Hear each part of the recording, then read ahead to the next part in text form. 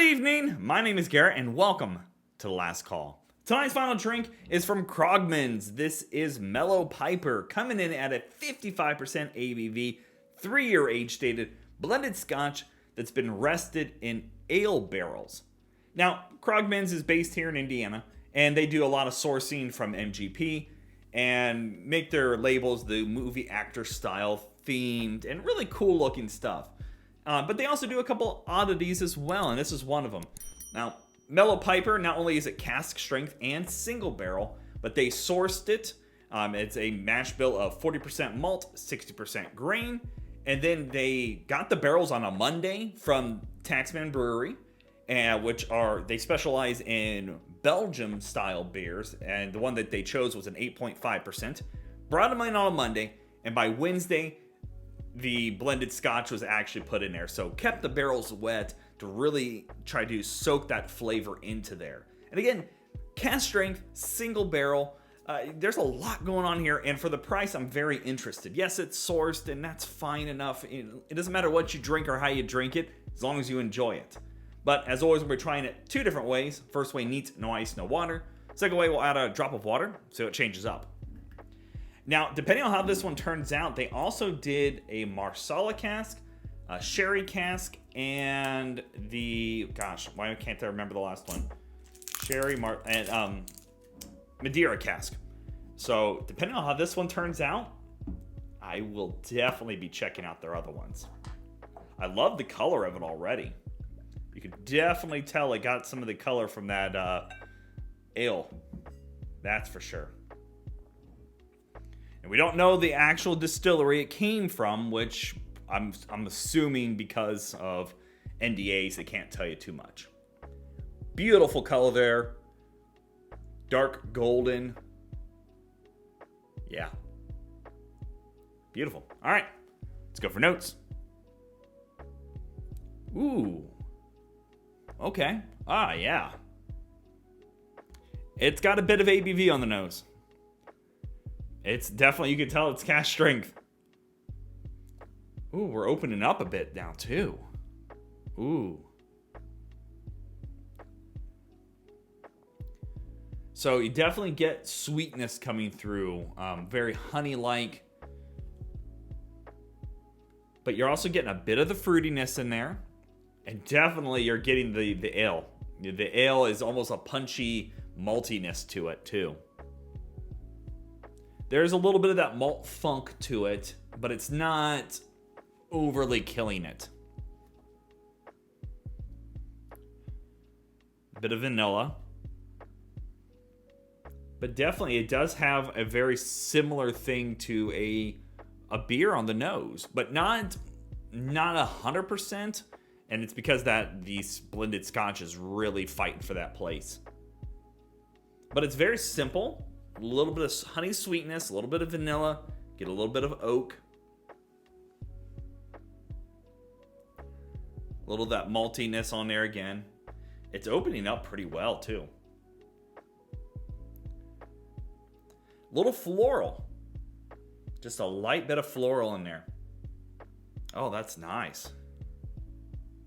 I like that nose. And now that it's opening up a bit, or I'm acclimating to it, one of the two, is that the punchy cask strength alcohol note's kind of going away. Yeah. Nice and creamy note to there. Yeah. I like that. All right. Let's go for taste.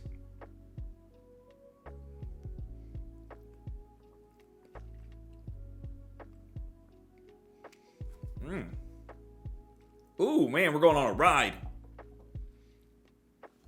Hold up. Woo, we're going for a ride.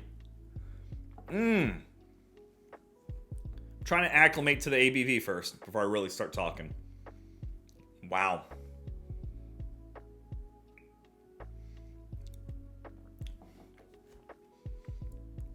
This blended Scotch, definitely forefront here. You're getting a bit of honey, a little bit of floral. Getting this punch of vanilla in there too. The warmth from the ABV is great. And then it kicks into the mid to the late palate here. Still get that honey sweetness, But then you're getting that ale involvement here. It's a little dark. It's a little malty. It's got that almost like a finish of a malty beer to it.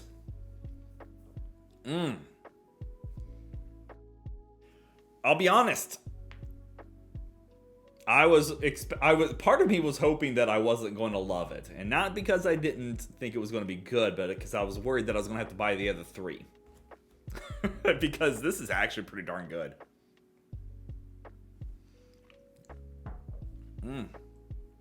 It reminds me a lot of like Dewards or, a budget-y Scotch. But being that it brings that cask strength to the mix, you're adding that extra element that those always kind of miss the mark on.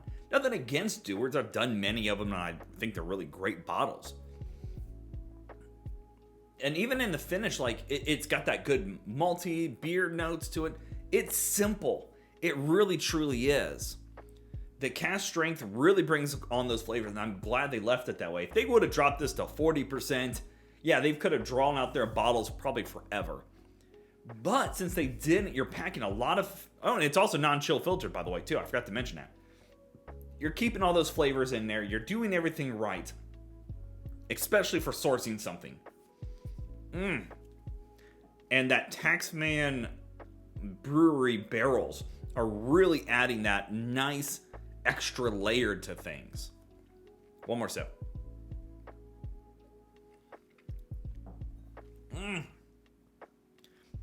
Definitely blended Scotch. It's got that bit of malty, funky note going on there. A little sweet, a little bit of floral going on. That sweetness is showing up from the honey. But then you're getting that bit of oak with that maltiness from the ale cask. Almost like a dark chocolate dryness to the palate now. That's so good. Oh, that's so good. I'm really impressed by that. All right, let's see what water does. Very curious on this one. And I'll also be doing a couple of their other ones. I have their Magic Cow, which is an Irish.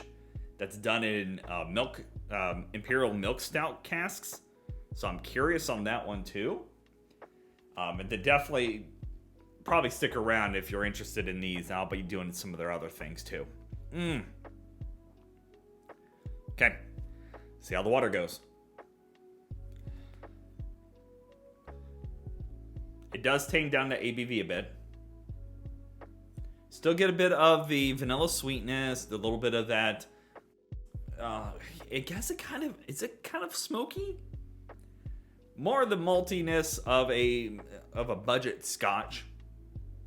Yeah, it goes a little more sour than the neat version, but the ABV, yeah, you could still get it there, but it's not quite as pungent. Still get a bit of the vanilla and a bit of maltiness as well. Well, let's go for taste.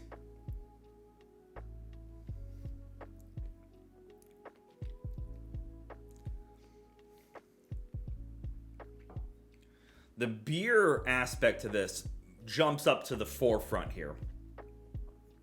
Getting that maltiness, that chocolate maltiness going on. Getting a bit of that honey concept in there too still. The oak is still there. But it's interesting that it was originally the mid to the finish. I was getting that ale cask. Now that it's kind of jumped up to the forefront.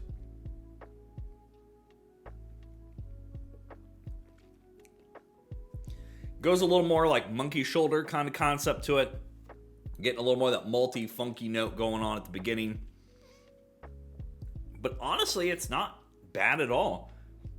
And it's nice and simple. It doesn't go too far crazy. Being that they kept it at cask strength, that's really holding itself well with that drop of water. Got still a good warmy mouthfeel to it. Yeah, that's pretty solid. Okay. Not quite as complex as the neat version. It's definitely a little more simple, but it definitely goes more monkey shoulder. That has a bit of beer almost with it too. Interesting. One more sip.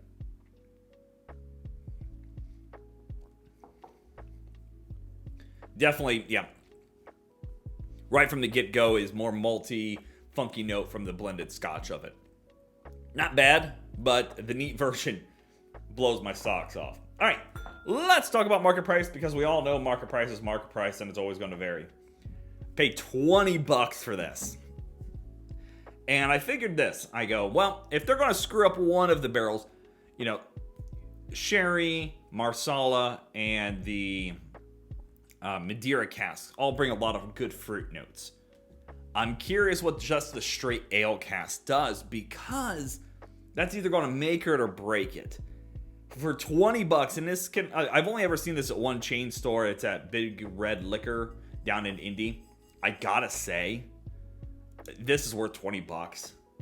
Single barrel, cask strength, 55% ABV. I mean, you really are hitting all the non-chill filtered. I keep forgetting to add that. You're hitting all the nails on the head. I really don't know of what other thing I would say is worth $20. I mean, again, if you're in that price range, usually your Johnny Walker Red Label is more expensive. Hell, even Dewar's White Label is $20 to $23 usually in my market. For $20, bring in that kind of flavor. I like it. I love the ale cask on there. Definitely I'm going to go pick up the other ones. Man, that is good. I am very, very much a fan of Mellow Piper. So yeah, there you have it. Krogmans Mellow Piper. If you have any questions about the bottle itself, let me know down in the comment section below. I will do my best to answer it. And if you have any specific spirits I should go looking for, also let me know down in the comment section below. I'm always on the hunt for something new and fun to share with you. And as always, may your last drink of the night be the best one.